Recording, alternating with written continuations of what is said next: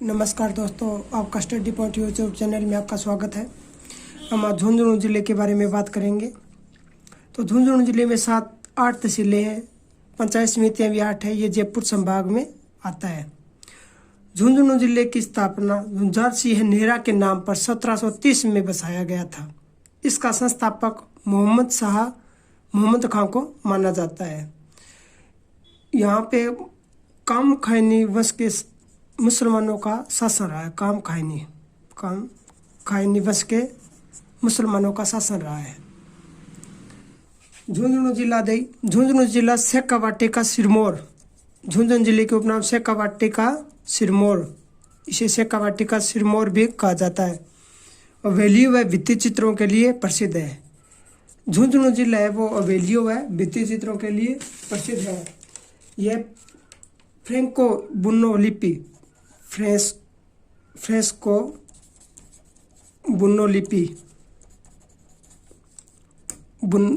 बुनो लिपि के लिए प्रसिद्ध जिला माना जाता है। यहाँ की अराइस पद्धति व अल्लागिला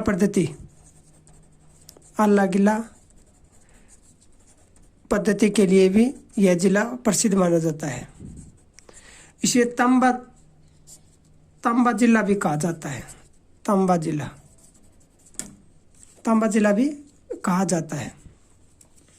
अब देखिए झुंझुनू जिले के बारे में कुछ भौगोलिक जानकारी। झुंझुनू जिले का क्षेत्रफल है 5928 वर्ग किलोमीटर। 28 वर्ग किलोमीटर क्षेत्र में फैला है। इसकी जनसंख्या 2011 के जनगणना के अनुसार 21,37,045 व्यक्ति इसमें निवास करते हैं। झुंझुनू जिले की साक्षरता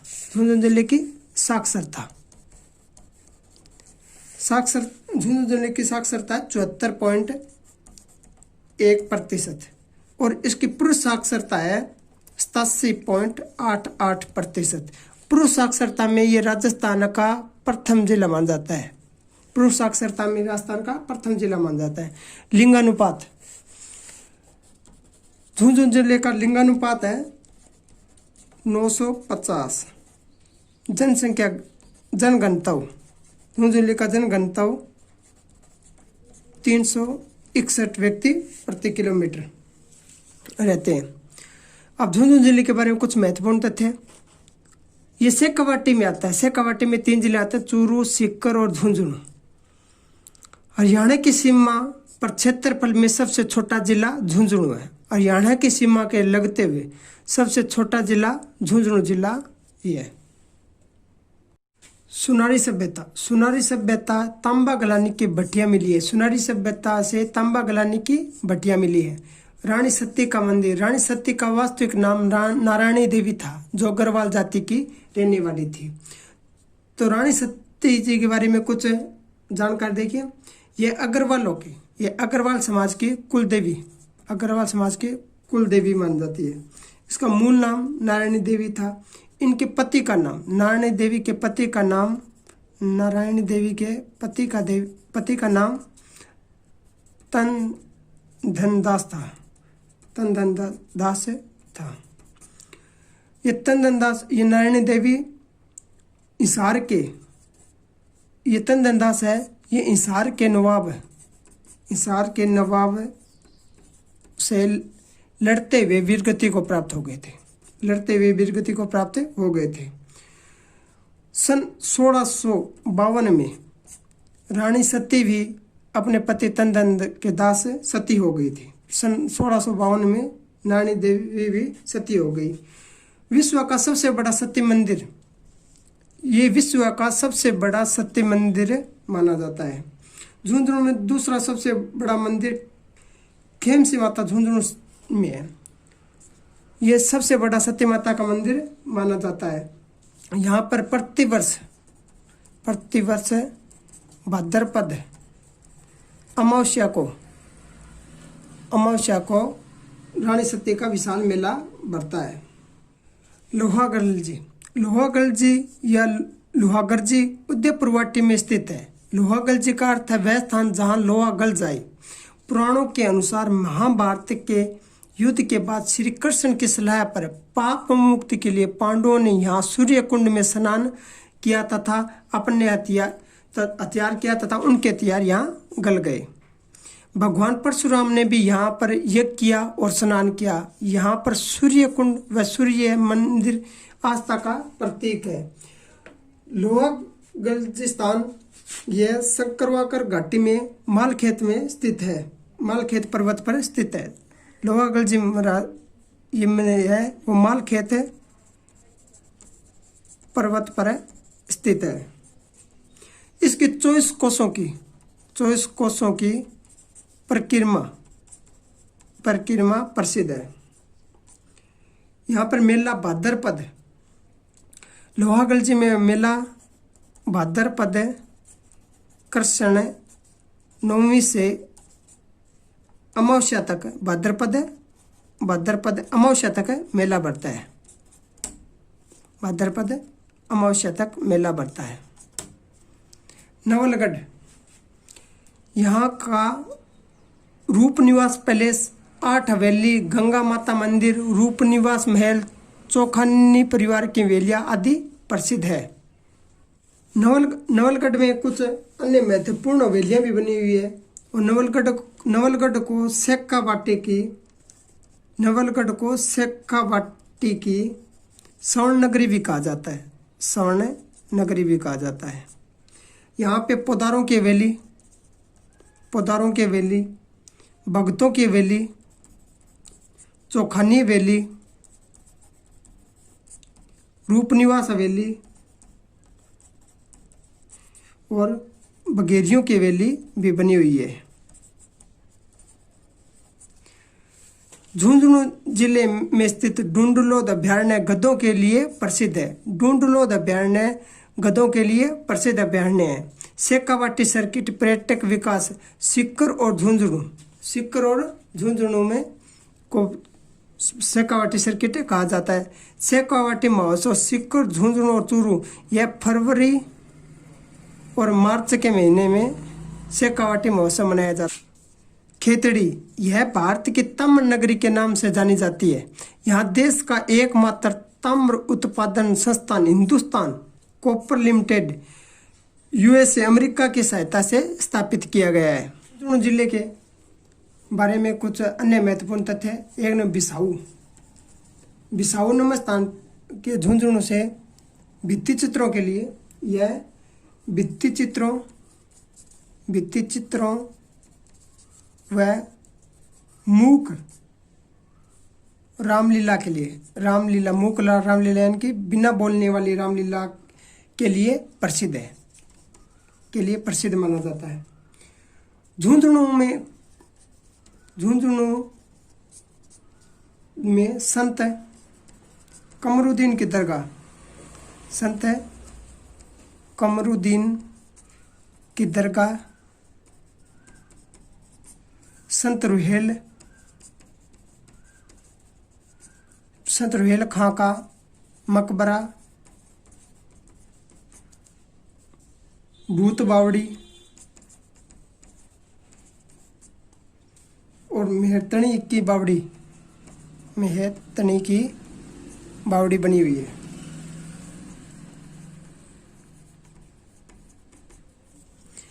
मांडवा, झुंझुनू के मांडवा नामक स्थान पर ओपन आर्ट गैलरी के नाम से प्रसिद्ध है। भित्ति चित्रों के लिए प्रसिद्ध है। उदयपुरवाटी, झुंझुनू का उदयपुरवाटी स्थान है। ग्रेनाइट व लाइमस्टोन खनन के लिए प्रसिद्ध है। झुंझुनू जिले का पिलानी क्षेत्र, यहाँ पर बिरला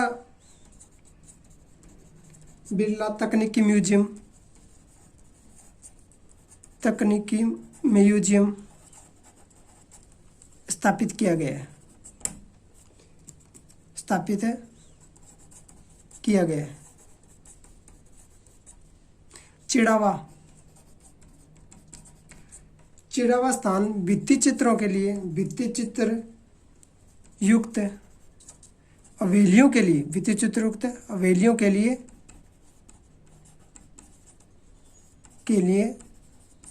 प्रसिद्ध है।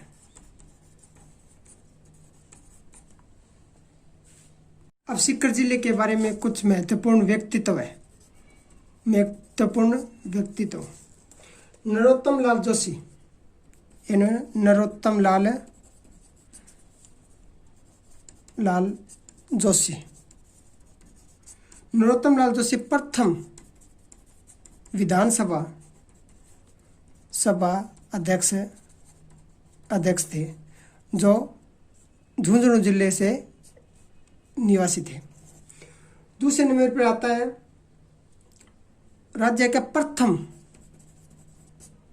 परमवीर चक्र विजेता, परमवीर चक्र विजेता पीरू सिंह हैं, पीरू सिंह हैं।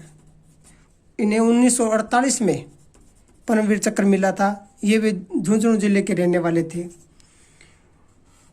और मेजर पीरू सिंह व मेजर, ये दोनों परमवीर चक्र विजेता है। मेजर शैतान सिंह हैं, मेजर शैतान सिंह हैं। इन्हें 1962 में परमवीर चक्र से नवाजा गया था। 3 नंबर पर डॉक्टर झाबरमल शर्मा, डॉक्टर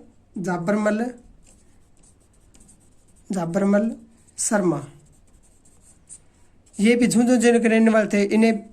इन्हें पत्रकारिता का विषम पितामह कहा जाता है, विषम पितामह कहा जाता है। सुमित्रा सिंह है, सुमित्रा सिंह है, यह भी झुंझुनू जिले की रहने वाली थी। ये प्रथम विधानसभा अध्यक्ष थी, ये प्रथम विधानसभा अध्यक्ष थी।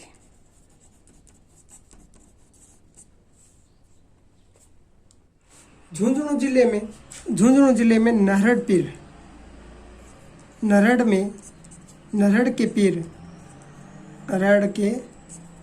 इन्हें शक्कर बाबा पीर भी कहा जाता है, पीर भी कहा जाता है। इन्हें बाबा की दरगाह बनी हुई है।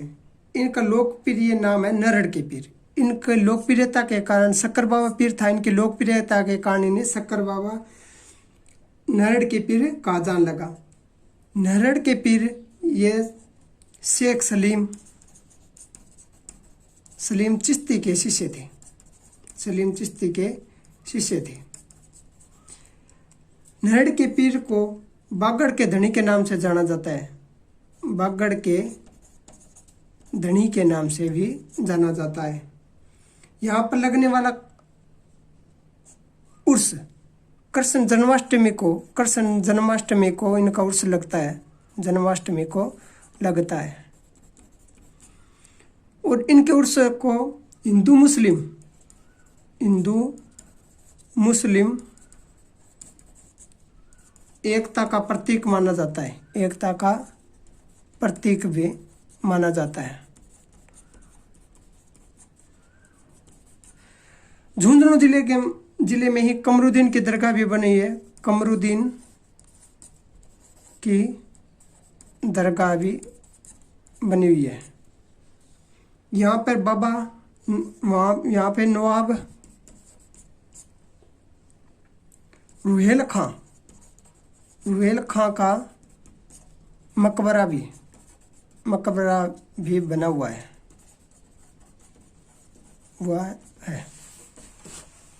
झुंझुनू जिले की प्रमुख हवेलियाँ,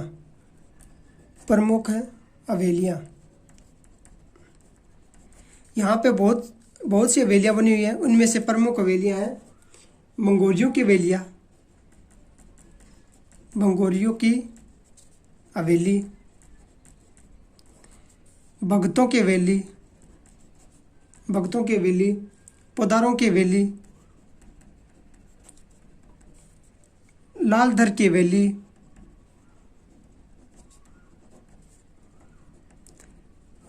ये सभी नवलगढ़ में है। ये सभी नवलगढ़ में बनी हुई है। उसके बाद है रामदेव चौखानी की हवेली, रामदेव चौखानी की हवेली, रामदेव चौखानी की हवेली, सागरमल की हवेली, यहाँ पे सागरमल की हवेली। ये दोनों हवेलियाँ मांडवा में बनी है, मांडवा नामक स्थान पे बनी हुई है। आगे आती है सेठ जयदयाल केडिया की हवेली,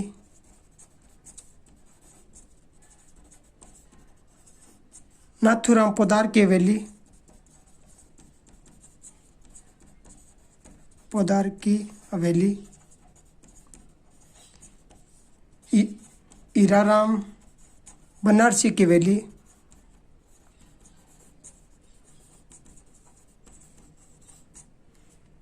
सीताराम संगीती सीताराम की हवेली,